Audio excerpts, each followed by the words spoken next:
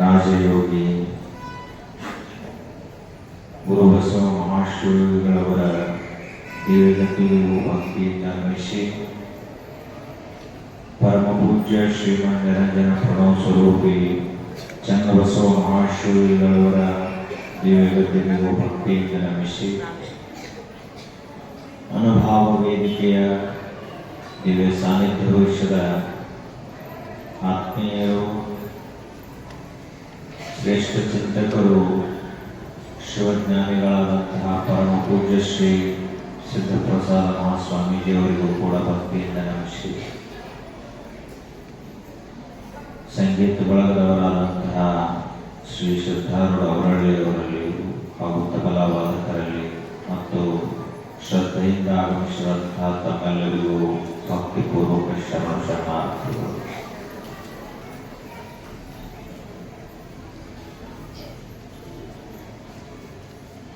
ನಮ್ಮೆಲ್ಲರ ಜೀವನ ಉಜ್ವಲವಾಗಬೇಕು, ಜ್ಯೋತಿರ್ಮಯವಾಗಬೇಕು. ಜ್ಞಾನದಿಂದ ನಮ್ಮ ಜೀವನ ಪರಮ ಪವಿತ್ರ ಆಗಬೇಕು. ನಾವ್ಯಾರೂ ಕೂಡ ಸಾಮಾನ್ಯರಲ್ಲ. ನಮ್ಮೆಲ್ಲರಲ್ಲಿ ಇರುವಂತಹ ಚೇತನ ಸಾಮಾನ್ಯವಾದುದಲ್ಲ. ಹೀಗಾಗಿ ನಾವು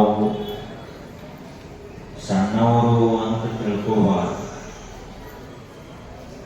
ನಮ್ಮ ಒಳಗೆ ಅಡಗಿದಂತಹ ಶಕ್ತಿ ಸಾಮಾನ್ಯವಾದುದಲ್ಲ. ಕರಿಯು ಕನ್ನಡಿಯೊಳಗೆ ಅಡಗಿದಂತೆ ಎನ್ನೊಳಗೆ ನೀನಡಗಿದೆ ಕೂಡಲ ಸಂಗಮ ದೇವ.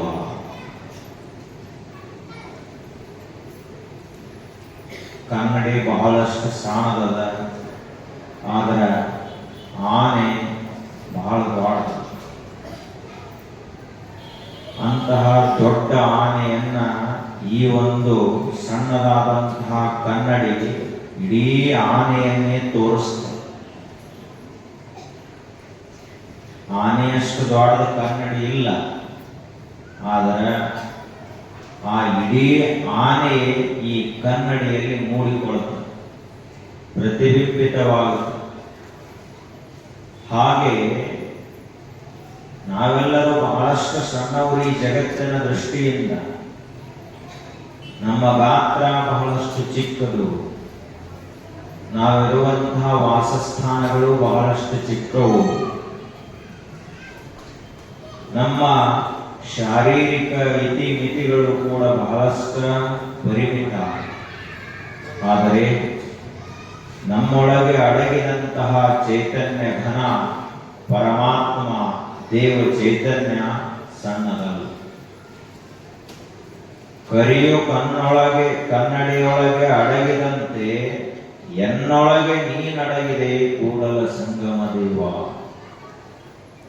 ಇಡೀ ವಿಶ್ವವನ್ನೇ ಸೃಷ್ಟಿ ಮಾಡಿದಂತಹ ಶಕ್ತಿ ಪ್ರತಿಯೊಂದು ಜೀವಿಯ ಆಂತರ್ಯದಲ್ಲಿ ಪ್ರತಿಷ್ಠಿತವಾಗಿದೆ.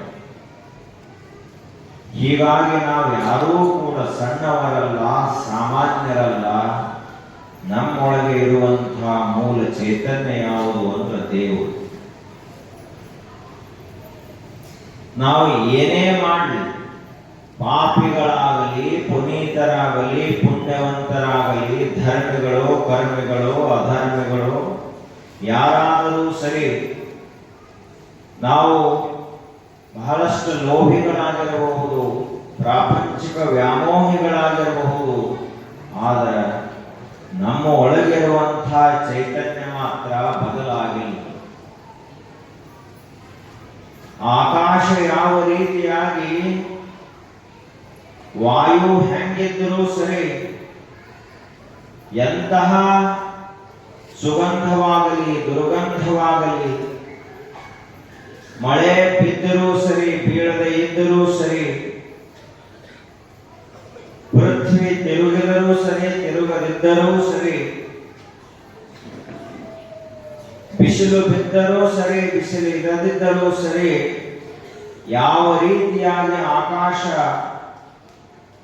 ಯಾವುದೇ ರೀತಿಯಾದಂತಹ ಪರಿಣಾಮಗಳಿಗೆ ಒಳಗಾಗದೆ ತಾನಿದ್ದಂತೆ ಇರ್ತದ. ಆ ರೀತಿಯಾಗಿ ನಮ್ಮ ಶರೀರದಲ್ಲಿ ಏನೇ ಬದಲಾವಣೆಗಳಾಗಬಹುದು, ನಮ್ಮ ಮನಸ್ಸಿನಲ್ಲಿಯೂ ಕೂಡ ಹಲವಾರು ರೀತಿಯ ವಿಕಾರಗಳು ಏಳಬಹುದು, ಬುದ್ಧಿಯೂ ಕೂಡ ಬದಲಿಸಬಹುದು, ಜಗತ್ತಿನಲ್ಲಿಯೂ ಹಲವಾರು ರೀತಿಯ ಬದಲಾವಣೆಗಳು ಆಗುತ್ತಾ ಇರಬಹುದು. ಆದರೆ ಈ ಜಗತ್ತಿನ ಅಂತರಾತ್ಮವಾಗಿ, ಈ ನಮ್ಮ ಅಂತರಾತ್ಮವಾಗಿ ಯಾವ ಒಂದು ದಿವ್ಯ ಶಕ್ತಿ ಇದೆಯೋ ಅದೆಂದಿಗೂ ಬದಲಾಗುವುದಿಲ್ಲ.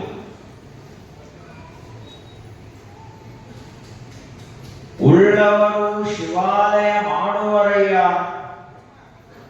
ನಾನೇನ ಮಾಡಲಿ ಬಡವನಯ್ಯ.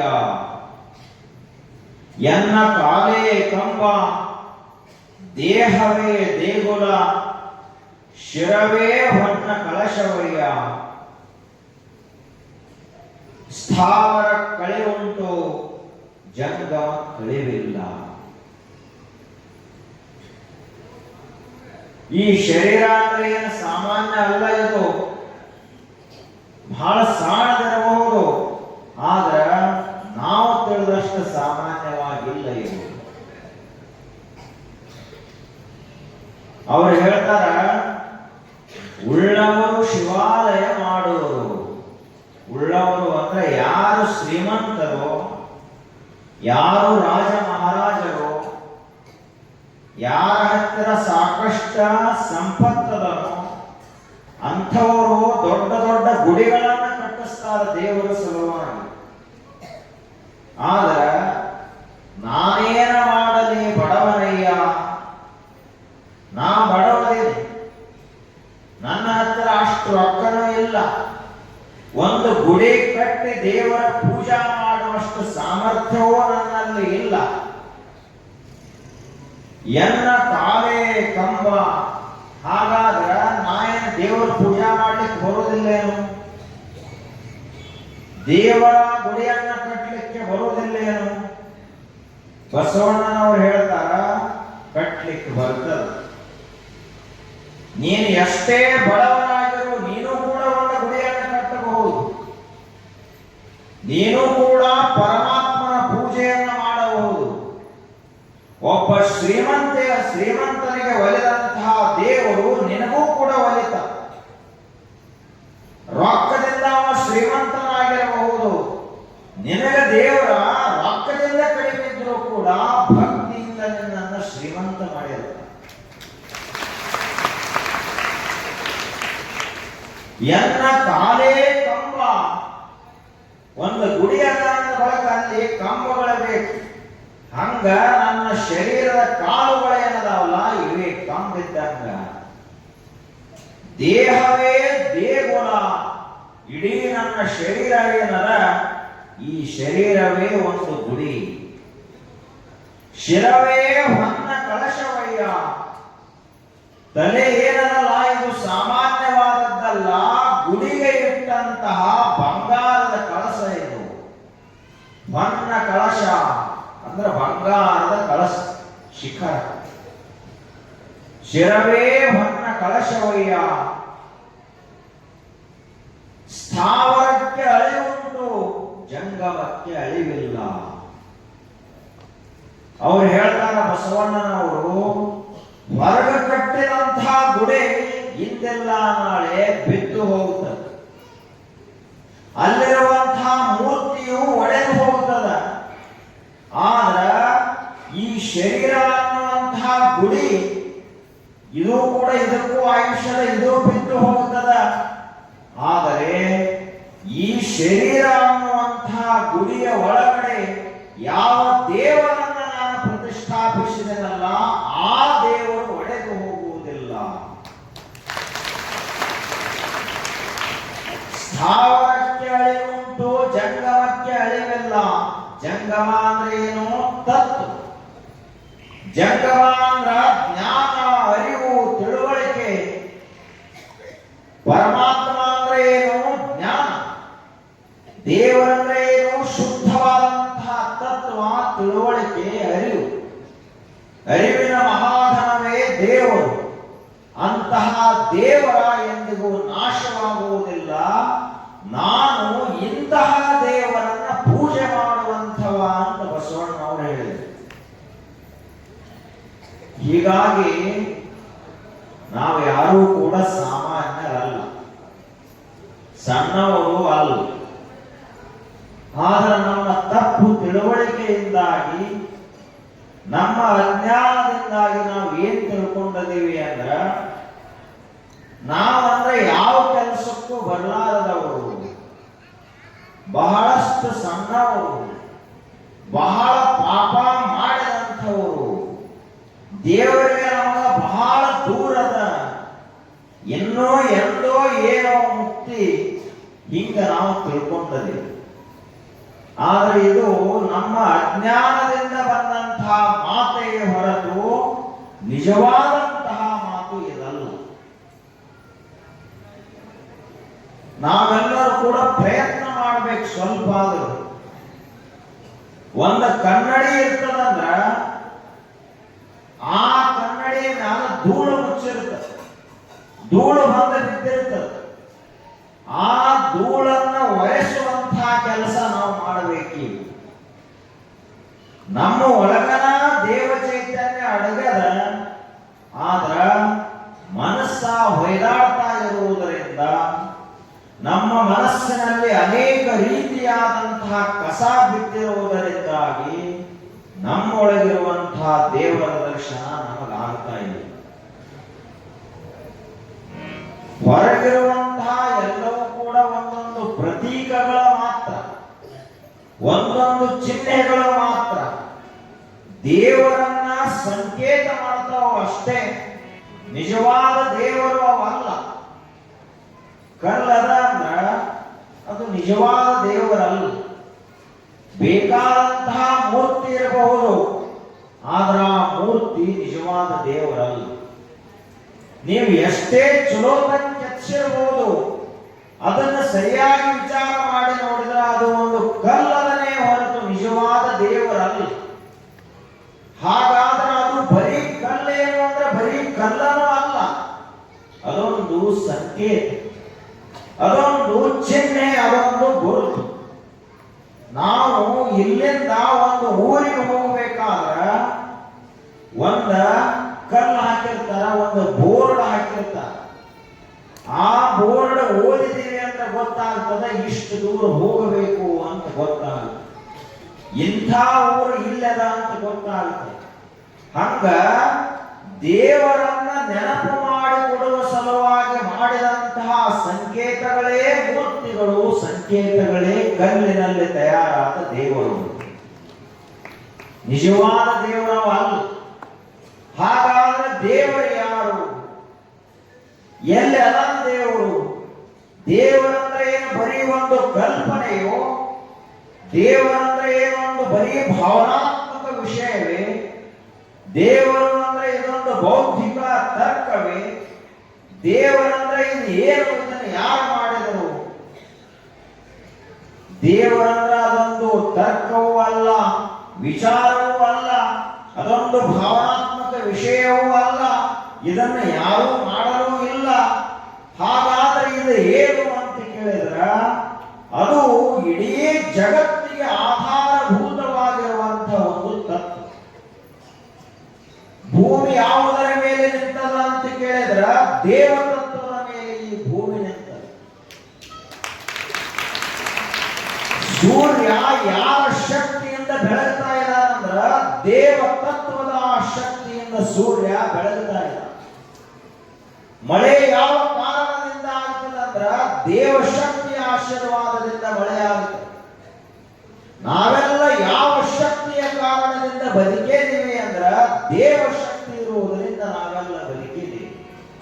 ಹೀಗಾಗಿ ಅಂತಹ ದೇವತತ್ವವನ್ನ ನಾವೆಲ್ಲ ತಿಳ್ಕೋಬೇಕು. ಎಲ್ಲರೂ ನಮ್ಮ ಒಳಗಡೆನೇ ಅದ. ಅಷ್ಟೇ ಅಲ್ಲದೆ ನಮ್ಮ ಮೂಲ ಸ್ವರೂಪವೇ ಅದ. ನಮಗಿಂತ ಭಿನ್ನವಾಗಿ ದೇವರಿಲ್ಲ. ಹಾಗಾದ್ರೆ ನಾವು ಯಾರು ಈಗ ಸದ್ಯದಲ್ಲಿ ನಮಗೆ ಯಾಕದ ಭಾವ ಬರ್ತಾ ಇಲ್ಲ ಅಂತ ಕೇಳಿದ್ರೆ, ಕನ್ನಡಿ ಸ್ವಚ್ಛ ಆಗಲಾರೆ ಹೊರತು ನಾವು ದೇವರು ಅಂತ ಗೊತ್ತಾಗುವುದಿಲ್ಲ. ಕನ್ನಡಿ ಸ್ವಚ್ಛ ಆಗಬೇಕು. ಸ್ವಚ್ಛ ಆಗಲಾರ ಹೊರತು ನಾವು ಯಾರು ಅಂತ ನಮಗೆ ಗೊತ್ತಾಗುವುದಿಲ್ಲ. ಹಾಗಾದ್ರೆ ಏನು ಮಾಡಬೇಕು? ನಾವು ಕನ್ನಡಿ ಸ್ವಚ್ಛ ಆಗಬೇಕಂದ್ರೆ ಏನ್ ಮಾಡಬೇಕು? ಅದನ್ನ ಎಲ್ಲಿ ಹೋದ ನಾವು ಸ್ವಚ್ಛ ಮಾಡಬೇಕು. ಆ ಸ್ವಚ್ಛ ಮಾಡೋ ಕೆಲಸ ಮಾಡೋರು ಯಾರು? ಅದನ್ನ ಗುರುಗಳ ಮಾರ್ಗದರ್ಶನದಲ್ಲಿ ಸರಿಯಾಗಿ ತಿಳ್ಕೋಬೇಕು. ಮನಸ್ಸು ಸ್ವಚ್ಛ ಆಗ್ಬೇಕಲ್ಲ. ಇದು ಅರಿವೆ ಅವು ಹೊಲಸಾದ್ರೆ ನಾವು ಸ್ವಚ್ಛ ಮಾಡಬಹುದು. ಇದು ಮನಸ್ಸು ಸ್ವಚ್ಛ ಆಗಬೇಕಲ್ಲ.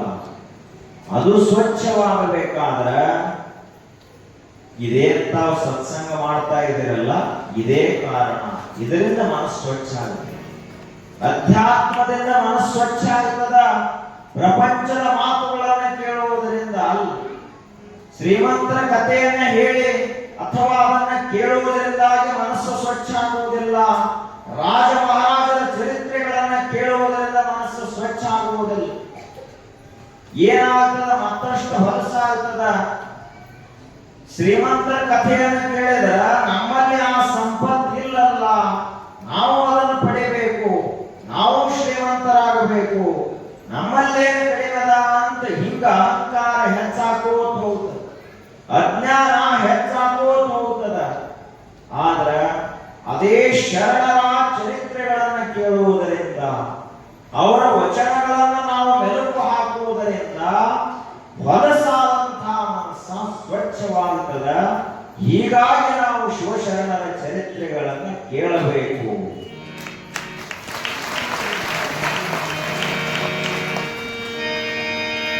ಹರಿವ ಜಲದಲ್ಲಿ ಉರಿವ ಜ್ಯೋತಿಯಲ್ಲಿ ದೇವರು ತುಂಬಿರುವ, ಭಕ್ತಿ ಭಾವದಲ್ಲಿ ಮುಕ್ತಿ ದಾರಿಯಲ್ಲಿ ದೇವರು ನಗುತ್ತಿರುವ, ದೇವರ ಇರುವನೋ ಇಲ್ಲವೋ ಎಂಬುದು, ದೇವರಿರುವನು ಇಲ್ಲವೋ ಎಂದು ಯಾರನ್ನು ಕೇಳುವೆಯೋ? ಅವರಿಗೆ ಇವರಿಗೆ ಕೇಳುವುದಾದರೆ ನಿನ್ನನೆ ನೀ ಕೇಳು, ನಿನ್ನ ಮನಸ್ಸನ್ನೇ ನೀ ಕೇಳು.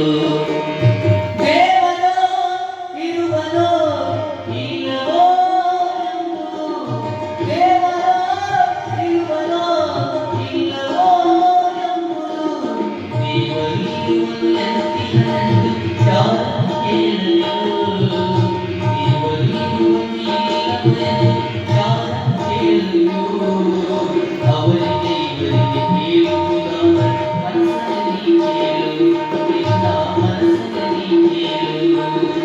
ದೇವರ ಇರುವನೋ ಇಲ್ಲವೋ ಎಂಬುದು, ದೇವರ ಇರುವನೋ ಇಲ್ಲವೋ ಎಂಬುದು.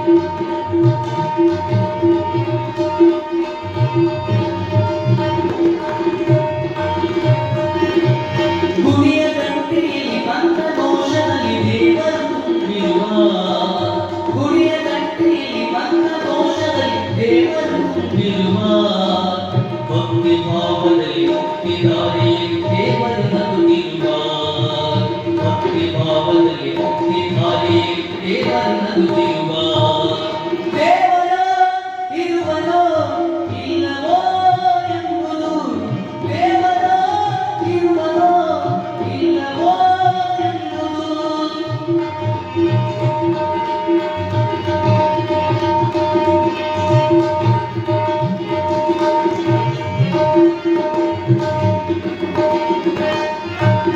ತಾಯಿ ಮಡಿಲಿನಲ್ಲಿ ಗುರುವಿನಡಿಯಲ್ಲಿ ದೇವರು ನಗುತ್ತಿರುವ ತಾಯಿ ಮಡಿಲಿನಲ್ಲಿ ಗುರುವಿನಡಿಯಲ್ಲಿ ದೇವರು ನಗುತ್ತಿರುವ ಅಣುವೇನು ನನ್ನ ಕಷ್ಟಗಳಲ್ಲಿ ದೇವರು ತುಂಬಿರುವ ಅಣುವೇನು ನನ್ನ ಕಷ್ಟಗಳಲ್ಲಿ ದೇವರು ತುಂಬಿರುವ ದೇವರ ಇರುವನೋ ಇಲ್ಲವೋ ಎಂಬುದು ದೇವರ ಇರುವನೋ ಇಲ್ಲವೋ ಎಂಬುದು ದೇವರು ಇರುವನೋ ಇಲ್ಲವೋ ಎಂದು ಯಾರನ್ನು ಕೇಳದಿರು ಅವರಿಗೆ ಇವರಿಗೆ ಕೇಳುವುದಾದರೆ ಮನಸ್ಸಲ್ಲಿ ನೀ ಕೇಳು ನಿನ್ನ ಮನಸ್ಸಲ್ಲಿ ನೀ ಕೇಳು ದೇವರ ಇರುವನೋ ಇಲ್ಲವೋ ಎಂಬುದು ದೇವರ ಇರುವನೋ ಇಲ್ಲವೋ ಎಂಬುದು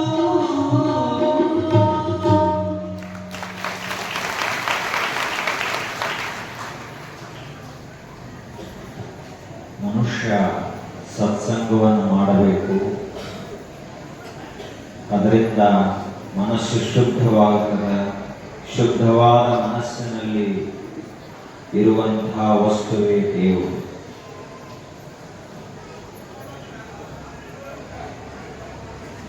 ನಾವೆಲ್ಲರೂ ಶಿವಜ್ಞಾನಿಗಳಾಗಬೇಕು. ಹುಟ್ಟಿದ್ದೇವೆ, ಆದ್ರೆ ನಮಗ ಅಪರಿಚಿತವಾದಂತಹ ವಿಷಯ ಅಂದ್ರೆ ಶಿವಜ್ಞಾನ. ಎಲ್ಲರಿಗೂ ಪ್ರಪಂಚದ ಬಗ್ಗೆ ಬಹಳಷ್ಟು ಗೊತ್ತದ, ಆದ್ರ ತಾನು ಯಾರು ಅಂತಾನೆ ಗೊತ್ತಿಲ್ಲ. ಹೊರಗಿಂದೆಲ್ಲ ಗೊತ್ತದ, ತಾನು ಯಾರು ಅದ ನಿಜವಾಗಿ ಗೊತ್ತಿಲ್ಲ. ನಿಜವಾಗಿಯೂ ನಾವು ಯಾರು ಅಂತ ವಿಚಾರ ಮಾಡಬೇಕು. ಯಾರು ನಾವು ಅಷ್ಟು ಗೊತ್ತಾಗುವುದಿಲ್ಲ ಏನ್ರಿ. ನಾವು ಇಂಥವ್ರ ಮಕ್ಕಳು ಅಂತ ಹೇಳ್ತಾರೆ. ನೀನು ಇಂಥವನ ಮಗನಾಗುವುದಕ್ಕಿಂತಲೂ ಮೊದಲು ಏನಾಗಿದ್ದೆ ಅದನ್ನು ವಿಚಾರ ಮಾಡು. ಹುಟ್ಟುವುದಕ್ಕಿಂತ ಮೊದಲು ನೀನೇನಾಗಿದ್ದೆ? ಪುರುಷನೂ ಅಲ್ಲ, ಸ್ತ್ರೀಯೂ ಅಲ್ಲ. ಈ ಊರಿಗೇನೂ ಸಂಬಂಧ ಇಲ್ಲ. ಹಾಗಾದ್ರೆ ನಿಜವಾಗಿಯೂ ನಾನು ಯಾರು? ಯಾವ ಚೈತನ್ಯ ನಾನು? ನನ್ನ ಒಳಗೆ ಏನದ ಅಂತ ವಿಚಾರ ಮಾಡ್ತಾ ಹೋಗ್ಬೇಕು. ಅಧ್ಯಾತ್ಮ ಅಂದ್ರೆ ಹೊರಗೆ ಹುಡುಕಾಡ್ಕೋತ ಹೋಗುವುದಲ್ಲ, ಒಳಗೆ ಹುಡುಕಾಡ್ಕೋತ ಹೋಗುವುದೇ. ಹೊರಗೆ ಹುಡುಕಾಡ್ತಾ ಹೋದಂಥವ ಪ್ರಾಪಂಚಿಕನಾದ, ತನ್ನ ಒಳಗೆ ಹುಡುಕಾಡ್ತಾ ಹೋದಂಥವನೇ ಒಬ್ಬ ಮಹಾತ್ಮನಾದ ಶಿವಶರಣನಾದ.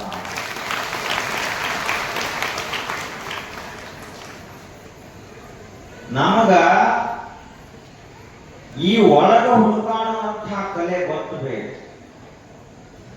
ತನ್ನ ವಿಚಾರಿಸಲೊಲ್ಲದೆ ಮನವು ಇದರ ವಿಚಾರಿಸ ಹೋಗುವುದೇ ಮನವು. ಏನ ಮಾಡುವೆನಿ ಮನವನು, ಎಂತ ಮಾಡುವೆನಿ ಮನವನು, ಕೂಡಲ ಸಂಗಮ ದೇವನ ನಚ್ಚದ ಮೆಚ್ಚದ ಮನವನ್ನು ಒಯ್ದು ಕೆಚ್ಚಿನೊಳಗಿಕ್ಕು ಅಂತ ಹೇಳಿದೆ. ನೀನ್ ಯಾರಪ್ಪ ಅಂತ ಇದನ್ನ ವಿಚಾರ ಮಾಡಂತ ಹೇಳಿದ್ರ ಮಂದೇನ್ ಮಾಡ್ಲತ್ತಾರ ಅಂತ ಆ ಕಡೆ ವಿಚಾರ ಮಾಡ್ತೇವೆ ಹೊರತು ನಾವೇನು ತಿಳ್ಕೋಬೇಕಾಗಿದೆ ಅಂತ ವಿಚಾರ ಮಾಡೋದಿಲ್ಲ. 100 ವರ್ಷ ಆಯುಷ್ಯದಲ್ಲಿ ನಮ್ಮ ಬಗ್ಗೆ ವಿಚಾರ ಮಾಡಿದ್ದಕ್ಕಿಂತಲೂ ಹೆಚ್ಚಾಗಿ ನಾವು ಮಂದಿ ಬಗ್ಗೆನೇ ವಿಚಾರ ಮಾಡ್ತೀವಿ. ಊಟ ನಮ್ಮ ಮನೇದು ಮಾಡ್ತೀವಿ, ಖರ್ಚು ನಮ್ಮ ಮನೇದು ಮಾಡ್ತೀವಿ, ಆ ಬಳಿಕ ನಮ್ಮ ಮನ್ಯಾಗ ವಾಸ ಮಾಡ್ತೀವಿ? ಇಷ್ಟೆಲ್ಲ ಮಾಡ್ಕೊಂಡು ಅವರೇನು ಮಂದಿ ನಿಮಗೆ ಪಗಾರ ಕೊಟ್ಟಿಲ್ಲ ನಮ್ಮ ಬಗ್ಗೆ ಮಾತಾಡಂತ, ಅವರೇನು ನಮ್ಮ ಬಗ್ಗೆ ಹೇಳಂತ ಹೇಳಿ ನಿಮ್ಮ ಮನೆ ತಕ ಬಂದು ಹೇಳಿ ಹೋಗಿಲ್ಲ, ಏನೂ ಇಲ್ಲಂದ್ರೂ ಖಾಲಿ ಕೊಟ್ಟರೋದು ಹೆಂಗ ಅಂತ ಮಂದಿ ಬಗ್ಗೆ ಮಾತಾಡ್ಕೊಂಡು ಕೂರುತ್ತೀವಿ. ಹಿಂಗ ಮಂದಿಯ ಕುರಿತಾಗಿ ನಾವು ಮಾತಾಡೋದು ಕಲ್ತೀವಿ ಹೊರತು ನಿಜವಾಗಿಯೂ ನಾವು ಯಾರಿದ್ದೀವಿ ಅಂತ ನಮಗೆ ಗೊತ್ತಿಲ್ಲ. ಜಗತ್ತಿನ ಅತ್ಯಂತ ದೊಡ್ಡ ಆಶ್ಚರ್ಯ ಯಾವುದು ಅಂದ್ರೆ ಇದೆ. ಎಲ್ಲರಿಗೂ ಮಗ್ಗಲ ಮನೆಯವ್ರು ಹೆಂಗಂತ ಬಹಳ ಚಲೋ ಗೊತ್ತಿರ್ತದೆ. ತನ್ನ ಮನಸ್ಸಿನಲ್ಲಿ ಎಷ್ಟು ಗದ್ದಲ ನಡೆದಂತ ಯಾರಿಗೂ ಗೊತ್ತಿಲ್ಲ. ತನ್ನ ಮನಸ್ಸ ಎಷ್ಟು ಹೊಲಸಾಗ್ಯದಂತ ಯಾರಿಗೂ ಗೊತ್ತಿಲ್ಲ. ಬರೇ ಮಂದಿ ಕಡೆ ಬಟ್ಟ ಮಾಡ್ತೀವಿ ನಾವು. ಒಂದು ಬಟ್ಟ ಜಗತ್ತಿನ ಕಡೆಗೆ ಇದ್ರ 4 ಬಟ್ಟಗಳು ನಮ್ಮ ಕಡೆಗೆ ಇರ್ತಾವ. ಹೀಗಾಗಿ ಲೋಕದಾಡಂಕ ನೀವೇಕೆ ತಿದ್ದುವಿರಿ? ನಿಮ್ಮ ನಿಮ್ಮ ತನುವ ಸಂತೈಸಿಕೊಳ್ಳಿ, ನಿಮ್ಮ ಮನವ ಸಂತೈಸಿಕೊಳ್ಳಿ. ಜಗತ್ತು ಯಾಕೆ ತಿನ್ನಕ್ಕೆ ಹೋಗ್ತೀರಿ ನೀವು? ನಿಮಗೇನಾದರೂ ಆ ಸಾಮರ್ಥ್ಯ ಅದ ಏನು? ನೀವೇನು ಮಹಾತ್ಮರ ಅಥವಾ ಶೋಷಣರ? ಜಗದ ಆದಿ ಅಂತ್ಯ ಅನಾದ್ಯ ಅನಂತಗಳನ್ನು ಅರಿತಂತಹ ಸಂತರೆ, ಅಥವಾ ಇಡೀ ಜಗತ್ತಿಗೆ ಒಂದು ಯೋಗ್ಯ ಮಾರ್ಗದರ್ಶನ ಮಾಡುವಷ್ಟು ಸಮರ್ಥ ಗುರುಗಳೇ, ಅಥವಾ ಇಡೀ ಜಗತ್ತಿನ ಮೂಲ ಜ್ಞಾನವನ್ನು ಅರಿತಂತಹ ಶ್ರೇಷ್ಠ ಆತ್ಮಜ್ಞಾನಿಗಳೇ, ಇಡೀ ಜಗತ್ತಿಗೆ ಒಳ್ಳೆಯದಾಗಲಿ ಅಂತ ಬಯಸುವಂತಹ ದಯಾವಂತ ಸಂತರೇ, ಯಾರು ನೀವು? ಜಗತ್ತನ್ನು ತಿದ್ದುವಂತಹ ಸಾಮರ್ಥ್ಯ ಇರುವುದು ಮಹಾತ್ಮರಿಗೆ ಮಾತ್ರ, ನಮ್ಮಂಥವರಿಗಲ್ಲ. ಹೀಗಾಗಿ ಬಸವಣ್ಣವರು ಹೇಳಿದರು, ಲೋಕದಾಡಂತ ನೀವೇಕೆ ತಿದ್ದುವಿರಿ? ಜಗತ್ತಿನ ಡೊಂಕ ತಿದ್ದಾಕ ನಾವು ಯಾರು ಹುಟ್ಟಿಲ್ಲ. ನಿಮ್ಮ ನಿಮ್ಮ ತನುವ ಸಂತೈಸಿಕೊಳ್ಳಿ, ನಿಮ್ಮ ಮನವ ಸಂತೈಸಿಕೊಳ್ಳಿ. ಕೂಡಲ ಸಂಗಮ ದೇವರನ್ನು ಒಲಿಸಲು ಬಂದ ಈ ಪ್ರಸಾದ ಕಾಯವನ್ನು ಕೆಡಿಸಲಾಗದು. ದೇವರನ್ನು ಒಲಿಸುವ ಸಲುವಾಗಿ ಈ ಶರೀರ ಬಂದದ. ಈ ಶರೀರವನ್ನು 100 ವರ್ಷ ಕೆಡಲಾರದಂಗ, ಹಾಳಾಗಲಾರದಂಗ, ಯಾವುದೇ ರೀತಿಯ ವ್ಯಸನಗಳಿಗೆ ಒಳಗಾಗಲಾರದಂಗೆ ಇಟ್ಟುಕೊಂಡು ಹೋಗುವುದೇ ಒಂದು ದೊಡ್ಡ ಜವಾಬ್ದಾರಿ ಅದು ನಮ್ಮ. ಆ ಬಳಿಕ ಮನವ ಸಂತೈಸಿಕೊಳ್ಳಿ. ನಿಮ್ಮ ಮನಸ್ಸನ್ನ ಶಾಂತ ಮಾಡ್ಕೋರಪ್ಪ, ಅದು ನಿಮ್ಮ ಜವಾಬ್ದಾರಿ ಅಂತ ಹೇಳ್ತಾರೆ. ಆದ್ರೆ ನಾವು ನಮ್ಮನ್ನ ತಿದ್ದುಕೊಳ್ಳುವ ಬದಲಿಗೆ ಮಂದಿ ತಿದ್ದಲಾಕ ಹೋಗ್ತೇವೆ. ಒಬ್ಬ ಅವನು ಊರಾಗ ಇರುವಂತಹ ಮನುಷ್ಯ ಅನಿಸ್ತಾನ, ಏನ್ ನೋಡುದಲ್ಲ ಮನ್ಯಾಗ ಕೂತ ಜಗತ್ ಶುದ್ಧ ಮಾಡಿ ಹೋಗೋಣ ಅಂತ ಮಾಡ್ತಾನ. ಜಗತ್ತು ಬದಲು ಮಾಡಬೇಕು. ನಾವು ಹುಟ್ಟಿದ್ದರೆ ನಮ್ಮಲ್ಲೇ ಸಾಮರ್ಥ್ಯ ಕಡಿಮೆ ಏನು? ಅವಾಗ ಮನುಷ್ಯ ಹೊಂಟಂತ ಮೊಟ್ಟ ಮೊದಲ ಇಡೀ ಜಗತ್ತು ಬದಲು ಮಾಡಬೇಕು ಅಂತ ವಾದ. ಜಗತ್ತು ಬಹಳ ದೊಡ್ಡದಿತ್ತು. ಒಂದು 4-8 ವರ್ಷ ಅವ್ರಿಗೆ ಹೇಳಿದ ಇವ್ರಿಗೆ ಹೇಳಿದ, ಯಾರು ಕೇಳಿಲ್ಲ. ಆ ಬಳಿಕ ಇಡೀ ಜಗತ್ತು ಬಹಳ ದೊಡ್ಡದಾಗ್ತದೆ ಅಂತ ತಿಳ್ಕೊಂಡು ನಮ್ಮ ದೇಶವೇ ನನ್ನ ಮಾತು ಕೇಳುತ್ತಂತ ದೇಶಕ್ಕೆ ಬಂದ. ದೇಶದಾಗ ಇವಕ್ಕಿಂತ ಶಣ ಬಂದಿತ್ತು ಬಹಳ. ಇವನ್ ಮಾತನ್ನು ಕೇಳ್ತಾರ ಅವರು ಕೇಳಲಿಲ್ಲ. ಕೊನೆಗೆ ಒಂದು ರಾಜ್ಯವೇ ನಾವು ಶುದ್ಧ ಮಾಡೋಣ, ಇದರಲ್ಲೇ ತಿದ್ದೋಣ ಅಂತ ಬಂದ. ಅಲ್ಲಿ ಕೆಲಸ ಆಗಲಿಲ್ಲ. ಜಿಲ್ಲಾಕ್ಕೆ ಬಂದ, ತಾಲೂಕಿಗೆ ಬಂದ, ಕೊನೆಗೆ ಪಂಚಾಯತಿಗೆ ಬಂದ. ಎಲ್ಲಿಂದ ಗಾಡಿ ಹೊಂಟಿತ್ತು ಮತ್ತೆ ಅಲ್ಲಿಗೆ ಬಂದ. ಪಂಚಾಯತಿಗೆ ಬಂದ. ಇಲ್ಲೇ ನನ್ನ ಮಾತು ಕೇಳ್ತಾರೆ ಈ ಊರನವರು ಅಂತಂದ. ಅವರಂದ್ರು ನಿನ್ನಂತವ್ರು ಎಷ್ಟೋ ಮಂದಿ ನೋಡಿದ್ವಿ ಅಂತಂದ್ರು. ಓಣಿಯರೇ ಶುದ್ಧ ಮಾಡುವಂತ ಓಣಿಗೆ ಬಂದ. ಓಣ್ಯಾನವ್ರು ಹೇಳಿದ್ರು, ನಿನ್ನ ಮನಿ ನೀ ತಿದ್ದುಬಾರಪ್ಪ ಅಂತ ಹೇಳಿದ್ರು. ಮನೆಗೆ ಬಂದ. ಮನ್ಯಾಗ ಬಂದ. ಮನೆಯ ಅವ್ರಿಗೆ ಹೇಳಾಕಬಾರ್ದು. ಅವರೊಂದು ಜಗತ್ತೇನ್ ತಿದ್ದುಕೋತಿ, ನಮ್ಮನ್ನು ತಿದ್ದುವ ಅವಶ್ಯಕತೆ ಇಲ್ಲ, ನಿನ್ನಷ್ಟು ನೀ ತಿದ್ದುಕೊಂಡೆ ಅಂದ್ರ ಈ ಜಗತ್ತಿನಂದು ಒಬ್ಬ ಹುಚ್ಚು ಕಡಿಮೆ ಆಗ್ತಾನ ಅಂತ ಹೇಳಿದರು. ಏನ್ ಹೇಳಿದ್ರು ಅವರು? ಜಗತ್ತು ತಿದ್ದುವುದು ಬೇಡ, ಊರು ತಿದ್ದುವುದು ಬೇಡ, ಯಾರು ತಿದ್ಕೋಬೇಕು? ನಮ್ಮಷ್ಟಕ್ಕೆ ನಾವು ತಿದ್ದುಕೊಂಡು ಶುದ್ಧ ಆಗಿದ್ದೀವಿ ಅಂದ್ರೆ ಈ ಜಗತ್ತಿನಲ್ಲಿಂದ ಒಬ್ಬ ಹುಚ್ಚಿನ ಸಂಖ್ಯೆ ಕಡಿಮೆ ಆಗ್ತದೆ. ಹಾಗಾಗಿ ಅಂತಹ ಶಿವತತ್ವವನ್ನು ತಿಳಿಸಿಕೊಡುವ ಸಲುವಾಗಿ ಈ ಜಗತ್ತಿನಲ್ಲಿ ಅನೇಕ ಸಂತ ಮಹಾತ್ಮರು ಹುಟ್ಟಿದರು. ಅವರು ಈ ಲೋಕದ ಅಂಕುಡೊಂಕುಗಳನ್ನು ತಿದ್ದುವ ಸಲುವಾಗಿಯೇ ಅವತರಿಸಿದಂಥವರು ಸಿದ್ಧ ಪುರುಷರಿದ್ದವರು. ಹುಟ್ಟಿದ ಬಳಿಕ ಜ್ಞಾನಿಗಳಾದಂಥವರಲ್ಲ, ಶಿವನ ದೂತರಾಗಿಯೇ ಜಗತ್ತು ಉದ್ಧಾರ ಮಾಡಕ್ಕೆ ಬಂದವರು. ಅಂಥವರು ಚಿನ್ಮಯ ಜ್ಞಾನ ಚನ್ನ ಬಸವಣ್ಣನವರು. ಅವರು ಅನೇಕ ವಚನಗಳನ್ನ ಹೇಳಿದರು. ಅವರು ಮಾಡಿದಂತಹ ಸಾಧನೆ ಬಹಳ ದೊಡ್ಡದು. ಅವರು ಹೇಳ್ತಾರ, ನಾವು ಏನು ಮಾಡಬೇಕಾಗಿದೆ ಜೀವನದಲ್ಲಿ, ಏನನ್ನ ಮಾಡಬಾರದು. ಅವರು ಹೇಳ್ತಾರ, ಒಂದು 5-6 ಮಾತು ಹೇಳ್ತಾರ, ಅವುಗಳನ್ನ ನೆನಪಿಟ್ಕೋಬೇಕು. ಕಾಮ ಬೇಡ ಪರ ಸ್ತ್ರೀಯಲ್ಲಿ, ಕ್ರೋಧ ಬೇಡ ಗುರುವಿನಲ್ಲಿ, ಲೋಭ ಬೇಡ ತನು ಮನಗಳಲ್ಲಿ, ಮೋಹ ಬೇಡ ಪ್ರಪಂಚದಲ್ಲಿ, ಮದ ಬೇಡ ಶಿವಭಕ್ತರಲ್ಲಿ, ಮತ್ಸರ ಬೇಡ ಸಕಲ ಜೀವಂಗಳಲ್ಲಿ. ಒಂದು 6 ಮಾತು ಹೇಳಿದರು. ಕಾಮ ಬೇಡ ಪರ ಸ್ತ್ರೀಯಲ್ಲಿ, ಪರ ಪುರುಷನಲ್ಲಿ. ಮನುಷ್ಯನ ಮನಸ್ಸಿನಲ್ಲಿಯೇ ಇರುವಂತಹ ಒಂದು ಅತ್ಯದ್ಭುತವಾದಂತಹ ಶಕ್ತಿ ಅದು. ಇಡೀ ಜಗತ್ತನ್ನೇ ತನ್ನ ಬೆರಳ ತುದಿಯ ಮೇಲೆ ಆಡಿಸುವಂತಹ ಒಂದು ಶಕ್ತಿ ಯಾವುದು ಅಂದ್ರೆ ಕಾಮ. ಆ ಕಾಮವನ್ನ ಯಾವ ಮನುಷ್ಯ ಭಕ್ತಿಯನ್ನಾಗಿ ಪರಿವರ್ತನೆ ಮಾಡುತ್ತಾನೆ, ತನ್ನಲ್ಲಿರುವಂತಹ ಪ್ರೇಮವನ್ನ ಪರಮಾತ್ಮನ ಮೇಲೆ ಯಾವ ಇಡ್ತಾನಲ್ಲ ಅಂತಹ ಮನುಷ್ಯ ಜ್ಞಾನಿಯಾಗುತ್ತಾನೆ. ಅದೇ ಮನುಷ್ಯ ತನ್ನ ಮನಸ್ಸನ್ನು ಸ್ವಲ್ಪ ಏನಾದ್ರೂ ಹೊಯ್ದಾಡಿಸಿ ಬಿಟ್ಟ ಅಂದ್ರ ಇಡೀ ಜೀವನ ಹಾಳಾಗುತ್ತದೆ. ಹೀಗಾಗಿ ಕಾಮ ಬೇಡ ಪರ ಸ್ತ್ರೀಯಲ್ಲಿ, ಪರ ಪುರುಷನಲ್ಲಿ. ಎರಡನೇ ಮಾತನ್ನ ಹೇಳ್ತಾ, ಕ್ರೋಧ ಬೇಡ ಗುರುವಿನಲ್ಲಿ.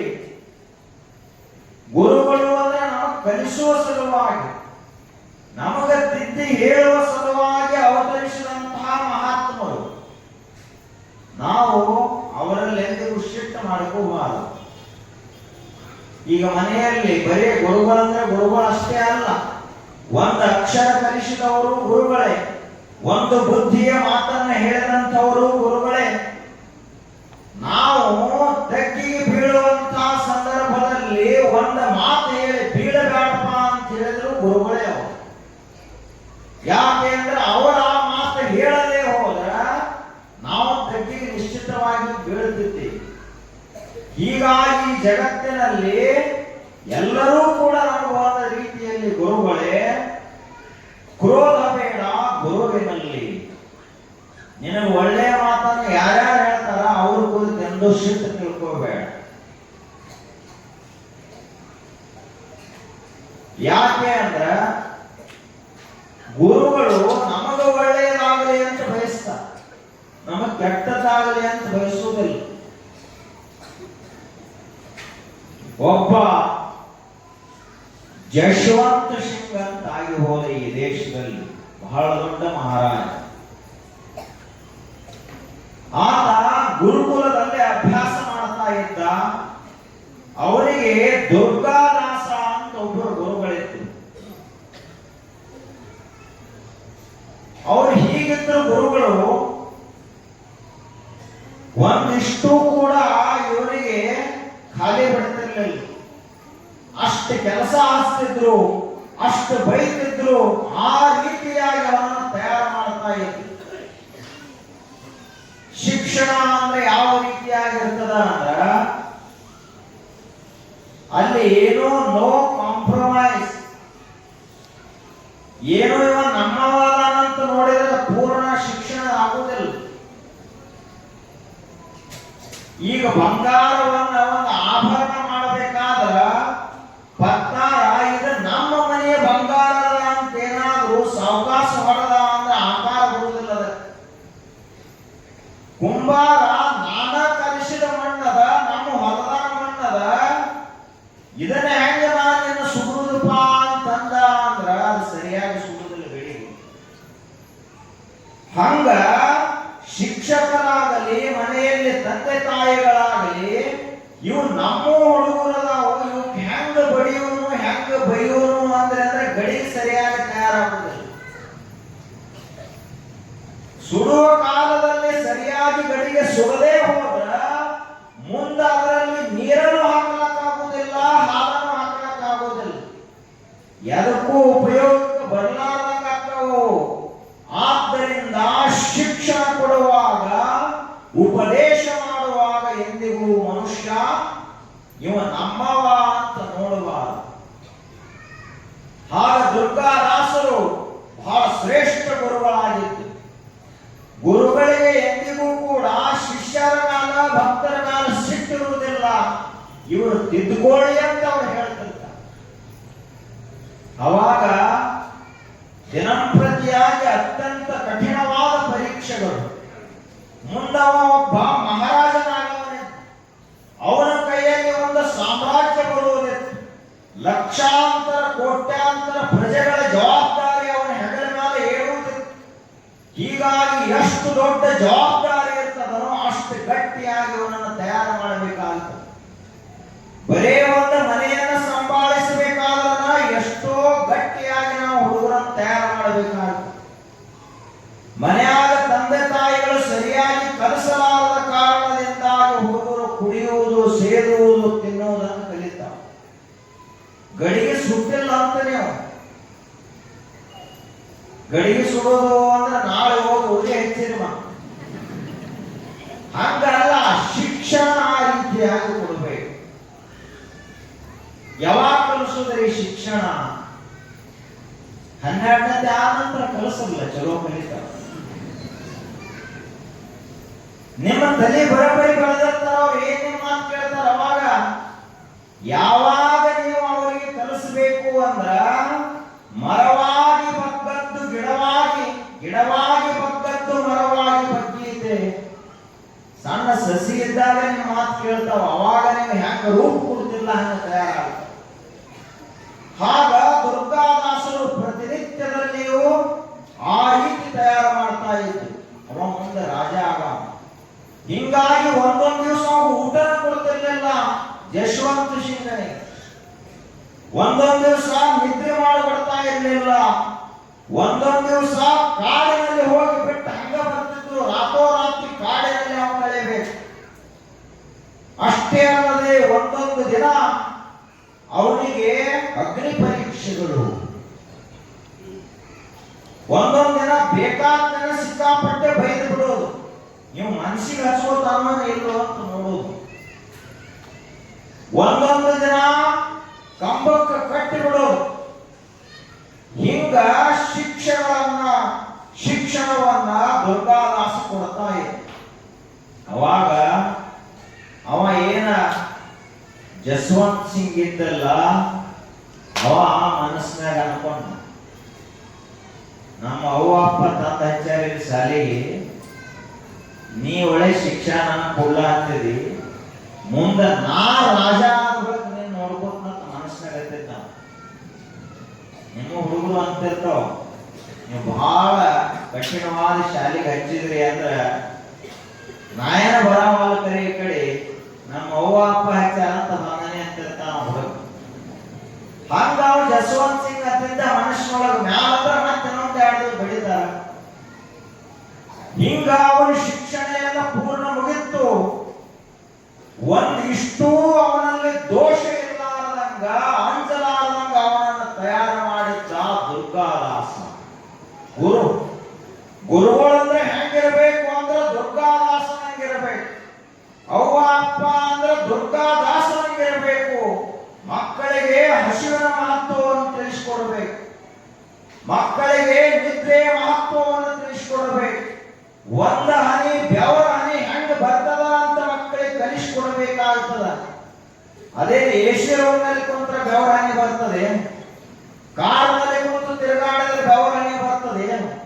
ಬಿಸಿಲಾಗ ನಿಂತ್ರ ಬರ್ತದೆ ಏನು? ಮಣ್ಣಿನಲ್ಲಿ ಮಣ್ಣಾಗಿ ಯಾವ ಮನುಷ್ಯ ದುಡಿತಾನಲ್ಲ ಅವನಿಗೆ ಬೆವರ ಹನಿ ಬರ್ತದ. ಈ ಜಗತ್ತಿನಲ್ಲಿ ಬೆವರ ಹನಿ ಬಂದಾವಂತ ನಾಟಕ ಮಾಡ್ಲಕ್ ಬರಕ್ಕಿಲ್ಲ. ಅದು ಸ್ಟೇಜ್ ಮೇಲೆ ಕೆಲಸ ಅಲ್ಲ, ಹೊಲದಾನ ಕೆಲಸದ ಪರಿಶ್ರಮದ ಕೆಲಸ ಅದ. ಅವಾಗ ಅವನ ಶಿಕ್ಷಣ ಮುಗಿತು, ರಾಜ್ಯಕ್ಕೆ ಕಳಿಸಿಕೊಟ್ರು. ಓದ ಮಹಾರಾಜನಾದ. ಆದ ಬಳಿಕ ದುರ್ಗಾದಾಸನನ್ನು ಕರೆಸಿದ ಮೊದಲನೇ ಕೆಲಸನ ಜಸ್ವಂತ್ ಸಿಂಗ್ ಕರೆಸಿ ಎಲ್ಲ ದೊಡ್ಡ ಬೈಠಕ್ಕ ರಾಜ ದರ್ಬಾರನ್ನ ಕರೆದ. ಎಲ್ಲಾ ಮಂತ್ರಿಗಳನ್ನು ಕೂಡ ಕರೆಸಿದ ಬಳಿಕ ಈ ದುರ್ಗಾದಾಸನನ್ನು ಕರೆಸಿ ಹೇಳಿದ, ಈ ದುರ್ಗಾದಾಸನಿಗೆ ಯಾವ ಶಿಕ್ಷೆಯನ್ನು ಕೊಡಬೇಕು ಹೇಳ್ರಿ ಅಂತಂದ ಜಸ್ವಂತ್ ಸಿಂಗ್. ಅಷ್ಟು ಸಿಟ್ಟು ಮನಸ್ಸಿನಲ್ಲಿ ಇತ್ತು. ಆ ಬಳಿಕ ಅಲ್ಲಿರುವಂತಹ ಮಂತ್ರಿಗಳೆಲ್ಲ ವಿಚಾರ ಮಾಡಿದರು, ಯಾವ ಕಾರಣದಿಂದ ಇವರಿಗೆ ಶಿಕ್ಷೆ ಕೊಡೋದು ಅಂತ ಕೇಳಿದರು ಅವರು. ನೋಡ್ರಿ, ನಾನು ಗುರುಕುಲದಲ್ಲಿದ್ದಾಗ ನನಗೆ ಒಂದೊಂದು ದಿವಸ ನಿದ್ದೆ ಮಾಡಿಕೊಟ್ಟಿಲ್ಲ, ಊಟ ಕೊಟ್ಟಿಲ್ಲ, ಕಾಡಿನಲ್ಲಿ ಬಿಟ್ಟು ಬಂದಾರ, ಚಡಿಯೇಟನ ಶಿಕ್ಷೆಗಳನ್ನು ಕೊಟ್ಟಾರ, ಕಂಬಕ್ಕ ಕಟ್ಟಾರ. ಅಷ್ಟೇ ಅಲ್ಲದೆ ಬೈದಾರ, ಬಡದಾರ. ಹಿಂಗಾಗಿ ಇವರಿಗೆ ನಾನು ಶಿಕ್ಷೆಯನ್ನು ಕೊಡಲೇಬೇಕು ಅಂತ ಜಸ್ವಂತ್ ಸಿಂಗ್ ಹೇಳಿದ್ರು. ಅವಾಗ ಅಲ್ಲಿರುವಂತಹ ಮಂತ್ರಿಗಳೆಲ್ಲರೂ ವಿಚಾರ ಮಾಡಿ ರಾಜಾಗೆ ಹೇಳಿದ್ರು, ನೋಡ್ರಿ ಮಹಾರಾಜರೇ, ಇವತ್ತ ಅವ ಜಸ್ವಂತ್ ಸಿಂಗ ದುರ್ಗಾದಾಸನಿಗೆ ತೀರ್ಪು ಏನು ಕೊಡಾವಿದ್ದಾವ. ಅಷ್ಟರೊಳಗಾಗಿ ಇವರು ಹೇಳಿದ್ರು ಮಂತ್ರಿಗಳು, ನೋಡ್ರಿ ಮಹಾರಾಜರೇ, ಒಂದು ವೇಳೆ ಅವತ್ತ ಗುರುಗಳು ದುರ್ಗಾದಾಸರು ನಿಮಗ ಒಂದೆರಡು ಚಡಿಯೇಟನ ಶಿಕ್ಷೆಯನ್ನ ಕೊಡದೆ ಹೋಗಿದ್ರ, ಅವತ್ತವರು ನಿಮಗೆ ಬೈಯದೆ ಹೋಗಿದ್ರ, ಬಡಿಯದೆ ಹೋಗಿದ್ರ, ನಿಮಗೂ ಉಪವಾಸ ಇಡದೆ ಹೋಗಿದ್ರ, ನಿಮ್ಮನ್ನ ಕಾಡಿನಲ್ಲಿ ಬಿಟ್ಟು ಬರದೆ ಹೋಗಿದ್ರ, ಇವತ್ತು ಇಡೀ ರಾಜ್ಯದ ಜನರೆಲ್ಲರೂ ಕೂಡ ದರೋಡೆ ಮಾಡ್ತಾ ಇದ್ರು, ನೀವೊಬ್ಬರೇ ರಾಜರಾಗಿರ್ತಿದ್ರಿ. ಇವತ್ತ ರಾಜ್ಯದ ಜನರೆಲ್ಲರೂ ಕೂಡ ಭಿಕ್ಷೆ ಬೇಡುವಂಗಾಗ್ತಾ ಇತ್ತು. ಅದಕ್ಕಾಗಿ ಅವತ್ತವರು ನಿಮಗೆ ಏನು ಶಿಕ್ಷೆಯನ್ನು ಕೊಟ್ಟರಲ್ಲ, ಆ ಒಂದು ಶಿಕ್ಷಣದ ಪರಿಣಾಮವಾಗಿ ಇಡೀ ಇವತ್ತು ನಿಮ್ಮ ರಾಜ್ಯ ಸುಭಿಕ್ಷವಾಗ್ಯದ, ಸುಭದ್ರವಾಗ್ಯದ. ಅಷ್ಟೇ ಅಲ್ಲದೆ ನಿಮ್ಮಲ್ಲಿರುವಂತಹ ಅಂಜಿಕೆಯನ್ನು ಅವರು ತೆಗೆದು ಹಾಕ್ಯಾರ ಅಂತ ಹೇಳಿದ್ರು ಮಂತ್ರಿಗಳು. ಆ ಬಳಿಕ ಇವು ಜಸ್ವಂತ್ ಸಿಂಗನಿಗೆ ಮಂತ್ರಿಗಳು ಹೇಳಿದರು, ಅವರು ನಿನಗೆ ಕೊಟ್ಟದ್ದು ಶಿಕ್ಷೆಯಲ್ಲ, ಶಿಕ್ಷಣ. ಹೀಗಾಗಿ ನೀನೀಗ ಏನು ಮಾಡಬೇಕು ಅಂದ್ರ, ನಿನಗ ಅವರು ಇಷ್ಟೆಲ್ಲ ಕಲಿಸಿದ್ದಕ್ಕಾಗಿ, ಗುರುಗಳು ಕಲಿಸಿದ್ದಕ್ಕಾಗಿ ನೀನು ಗುರುಗಳಿಗೆ ನಿನ್ನ ರಾಜ್ಯದಲ್ಲಿರುವಂತಹ ಅಮೂಲ್ಯವಾದ ಮುತ್ತು ರತ್ನಗಳನ್ನು ಅವರ ಜೋಳಿಗೆಗೆ ಹಾಕಬೇಕು. ಅಷ್ಟೇ ಅಲ್ಲದೆ ಇಡೀ ರಾಜ್ಯದ ದರ್ಬಾರಿನ ಸಮ್ಮುಖದಲ್ಲಿ, ಇಡೀ ಪ್ರಜೆಗಳ ಸಮ್ಮುಖದಲ್ಲಿ ನಿನ್ನ ಗುರುಗಳ ಪಾದ ಪೂಜಾ ಮಾಡಬೇಕು, ಅವರನ್ನು ಸಿಂಹಾಸನದ ಮೇಲೆ ಕುಂಡ್ರಿಸಬೇಕು. ಆ ಬಳಿಕ ನೀನು ಅವರಿಗೆ ಸಾಷ್ಟಾಂಗ ನಮಸ್ಕಾರ ಹಾಕಿ ನನ್ನ ತಪ್ಪಾಗಿದೆ ಅಂತ ಹೇಳಬೇಕು ಅಂತ ಮಂತ್ರಿಗಳು ಹೇಳಿದರು. ಅವಾಗ ಜಸ್ವಂತ್ ಸಿಂಗನಿಗೆ ತಾನು ತಪ್ಪು ಮಾಡೇನಿ ಅಂತ ನಿಶ್ಚಯ. ಅದರಂತೆ ಗುರುಗಳಲ್ಲಿ ಕ್ಷಮಾ ಬೇಡಿ, ಗುರುಗಳೇ ದೊಡ್ಡವರು, ನಿಮ್ಮ ಆಶೀರ್ವಾದ ಸದಾಕಾಲ ನನ್ನ ಮ್ಯಾಲ ಇರಲಿ ಅಂತವ ಅಂದಿನಿಂದ ಚಲೋ ರೀತಿ ರಾಜ್ಯಭಾರ ಮಾಡ್ಕೊಂಡು ಹೋದ. ಹೀಗಾಗಿ ಕ್ರೋಧ ಬೇಡ ಗುರುವಿನಲ್ಲಿ. ಡಾಕ್ಟರ್ ಮ್ಯಾಲ ಬಹಳ ಕಹಿ ಗುಳಿಗೆ ಕೊಟ್ಟಾನ, ಡಾಕ್ಟರ್ ಸರಿ ಇಲ್ಲ ಅಂತ ಬೇಡಕ್ಕೆ ಹೋಗಬಾರ್ದು. ಬಹಳ ಸಿಹಿ ಗುಳಿಗೆ ಕೊಟ್ಟ ಅಂದ್ರೆ ನಿಮ್ಮನ್ನ ಕೊಲ್ತಾನ ಅಂತವ ಡಾಕ್ಟರ್ ಅಲ್ಲ. ಡಾಕ್ಟರ್ ಅಂದ್ರೆ ಯಾರು? ನೀವು ಆರಾಮಾಗಬೇಕು. ಈಗ ಸದ್ಯ ಕಹಿ ಗುಳಿಗೆ ತಗೋರಿ, ಈಗ ಸದ್ಯ ಅಂತ ಔಷಧಿ ತಗೋರಿ, ಆದ್ರೆ ನೀವು 100 ವರ್ಷ ಚಲೋ ಬದುಕಬೇಕು ಅಂತ ಬಯಸುವಂತವನೇ ಒಬ್ಬ ಡಾಕ್ಟರ್ ಹೆಂಗ ಆಗ್ತಾನಲ್ಲ, ಹಂಗ ಈಗ ಸದ್ಯ ನಿಮಗೆ ಬೈದರು, ಈಗ ಸದ್ಯ ನಿಮಗೆ ಬಡಿದರು, ಒಂದು ಬುದ್ಧಿಯ ಮಾತನ್ನ ಹೇಳಿದರು ಕೂಡ ಅದು ಒಂದು ಔಷಧಿಯೇ ಹೊರತು ಅದು ನಮ್ಮನ್ನು ಕೊಲ್ಲುವಂತ ವಿಷ ಅಲ್ಲ ಅಂತ ತಿಳ್ಕೊಂಡು. ಮೋಹ ಬೇಡ ತನ್ನ ಮನಗಳಲ್ಲಿ. ಶರೀರದ ಮೇಲೆ ಮನಸ್ಸಿನ ಮೇಲೆ ಬಹಳ ಮೋಹ ಇರಬಾರದು. ಮದ ಬೇಡ ಶಿವಭಕ್ತರಲ್ಲಿ. ಮಹಾತ್ಮರಲ್ಲಿ ಎಂದಿಗೂ ಕೂಡ ನಾವು ಸ್ವಂತ ತೋರಿಸಬಾರದು. ಮತ್ಸರ ಬೇಡ ಸಕಲ ಜೀವನಗಳಲ್ಲಿ. ಯಾವುದೇ ಜೀವರಾಶಿಗಳ ಮ್ಯಾಲ ನಾವು ಎಂದಿಗೂ ಕೂಡ ಸಿಟ್ಟಾಗಬಾರದು, ದ್ವೇಷವನ್ನು ಮಾಡಬಾರದು. ಇಂತಿ ಗುಣವನ್ನರಿದು ಮೆರೆಯಬಲ್ಲಡೆ ಆತನೇ ಸದ್ಭಕ್ತ ಕಾಣ ಕೂಡಲ ಚನ್ನ ಸಂಗಮ ದೇವ. ಇಂತಹ ಗುಣಗಳಿದ್ದು ಅಂದ್ರ ಅವನಿಗೆ ಏನಂತ ಕರೀತಾರ? ಸದ್ಭಕ್ತ ಅಂತ ಕರೀತಾರ.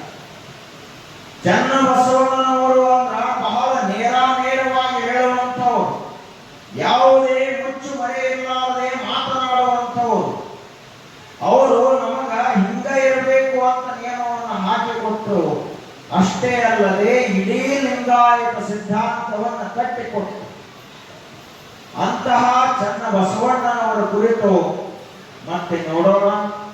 ಇವತ್ತು ಗ್ರಾಮ ದೈವವಾದಂತಹ ಕಾಲಭೈರವನಾಥನ ಒಂದು ಮಾಣಿಕ್ಯದ ಆರತಿ ಅದ. ಅದೊಂದು ಗ್ರಾಮದ ಉತ್ಸವ.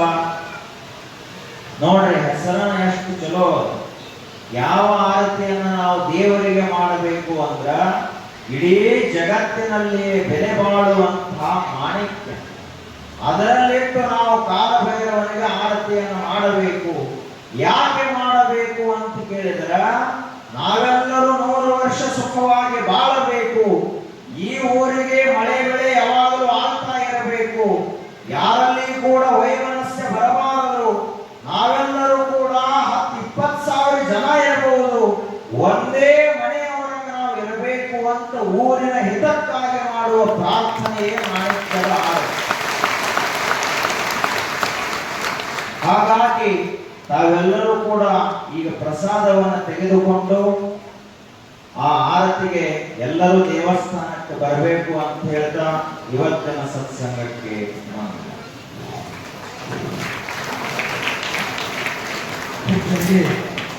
ಭಕ್ತಿಪೂರ್ವಕ ಗೌರವವನ್ನು ಸಲ್ಲಿಸಿ ಇನ್ಮೇಲೆ ಇವತ್ತಿನ ಈ ದಾಸೋಹ ಸೇವೆ ಮಾಡಿದಂತ ಸದ್ಭಕ್ತರಾದ ಪೈಲ್ವಾನರಾದ ಶ್ರೀ ಮಲ್ಲಿಕಾರ್ಜುನ್ ಗುರುಬಸು ಜಾಗೋಡ್ ಹಾಗೂ ಸೌ ಸಂಪತ್ತ ಮಲ್ಲಿಕಾರ್ಜುನ್ ಜಾಗೋಡ್ ಈ ದಂಪತಿಗಳು ವೇದಿಕೆ ಮೇಲೆ ಬಂದು ಪೂಜ್ಯರ ಒಂದು ಗೌರವ ಆಶೀರ್ವಾದ ತೆಗೆದುಕೊಳ್ಳಬೇಕಾಗಿ ಬರುತ್ತದೆ. ಮಲ್ಲಿಕಾರ್ಜುನ್ ಗುರುಬಸು ಜಾಗೋಡ್